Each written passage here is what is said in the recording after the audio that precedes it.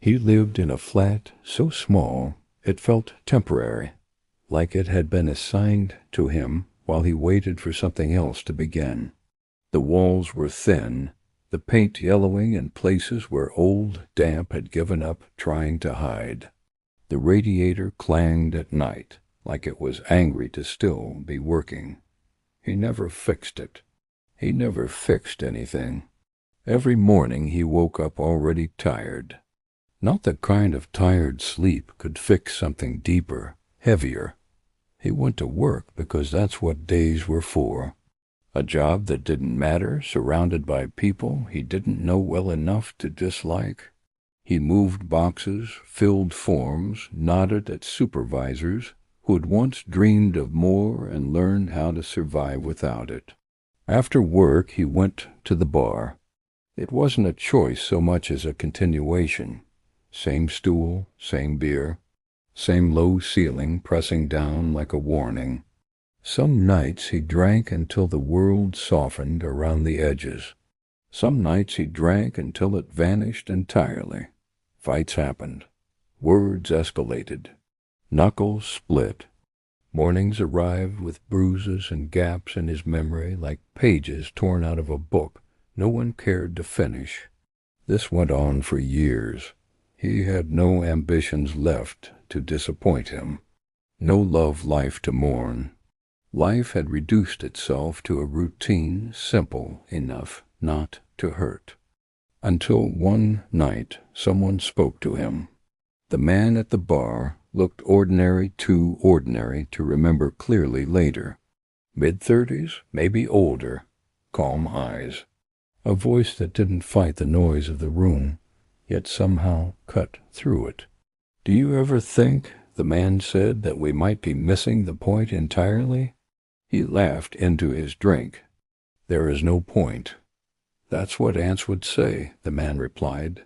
That made him turn. The man gestured vaguely upward. "Ants don't understand roads, or cities, or the things that crush them without noticing.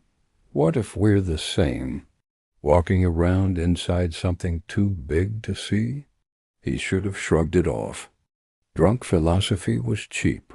But something about the way the man said it without wonder, without fear, settled uncomfortably in his chest. "What if," the man continued, "this isn't the world, just a layer of it?" They talked until the lights came on. About scale, about intelligence, about how humans mistook awareness for importance, about how maybe the universe wasn't empty, just uninterested. When he woke the next morning, the man was gone. No memory of paying his tab.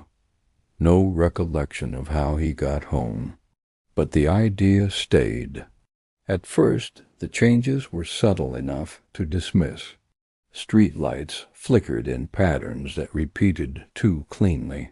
Sounds lagged by a fraction of a second, like reality buffering. His phone clock drifted always 1 minute off, no matter how often he fixed it. At work, machines hummed in rhythms that felt intentional, like instructions he couldn't quite hear. He stopped drinking for a week, just to be sure. The world didn't correct itself. He began to notice how people moved, predictable loops, repeated conversations, the same emotional reactions at the same triggers. It wasn't that they were fake. It was worse than that. They were efficient. One afternoon, the entire office froze, just for a heartbeat. Pens hovered. A printer jammed mid-whine. Then everything resumed, no one aware anything had happened.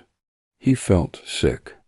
At night he dreamed of vast structures stretching beyond vision grids and towers, and rotating mechanisms operating with inhuman patience. He wasn't inside them. He was beneath them. A process ran overhead, rearranging existence with mechanical indifference. He woke with a certainty he couldn't explain. Something was watching, not observing, monitoring. Mirrors began to betray him, and reflections, straight lines bent. Angles refused to behave. Once, in the black screen of his phone, he saw something tall and segmented standing just behind him, folding itself away the moment the screen lit up. He tried to ignore it, tried to drink it quiet. Then one night, walking home, he looked up at the sky. The stars flickered, not like clouds passing, like pixels failing. For a split second, the darkness behind them felt close, too close, like a ceiling, rather than infinity. He laughed, drunk and terrified. "All right," he said aloud. "I see you." The street went silent. Engines stalled.